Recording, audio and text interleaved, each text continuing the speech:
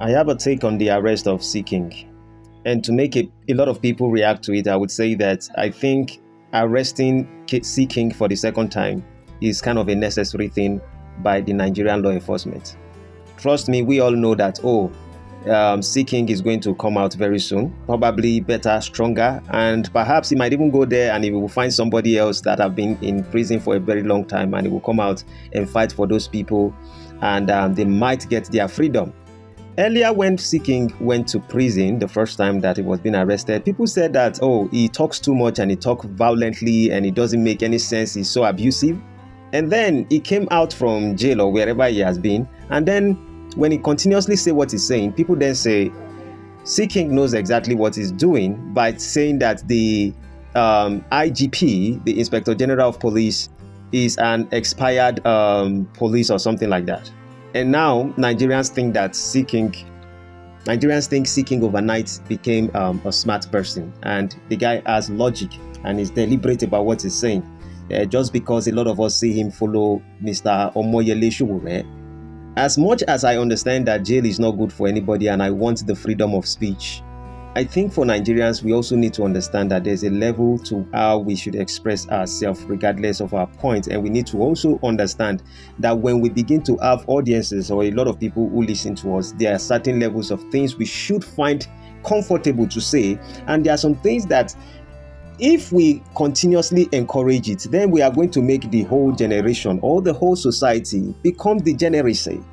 Imagine a sense like nobody has respect for anybody anymore. Everybody just go and you say, you, this particular person, you are a crazy person. And because that's a freedom of speech, I don't know. I can't just comprehend what he was trying to do.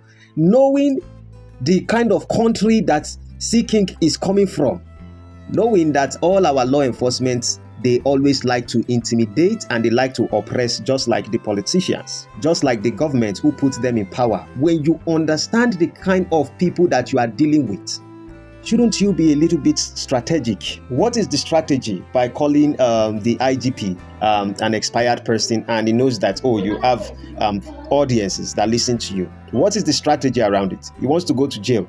If you want to go to jail, there are many ways you can go to jail. You can just go to the front of police and you slap a person. You can do a lot of things and you can go to jail. And if insulting a lot of people makes him think that he's going to have fame or is looking for a standard of VDM, he's not going to get it. Or if he's looking for a standard of Omoyele Sowore, he's not going to get it. Besides, this guy did not ask himself a question. Omoyele Sowore has been doing this long time ago, but Omoyele Sowore is actually educated. You just wake up in the streets and you are just insulting. Yes, they are going to find a way, they will bail you out. When Omoyele Sowore is actually going against the government, he's actually going with strategy. He knows what he's going for and he knows how he's going to implement it. No matter how Omoyele Sowore is insulting people, he's always been logical about how he does those things. And that's the reason why, even regardless of how good he is, I would say he probably has backup. He's a man, he has already had his family, he's someone who he understands what is going. And beside, Omoyele Sowore is actually ambitious. What is the ambition of Seaking? His ambition is to just keep insulting anybody in power.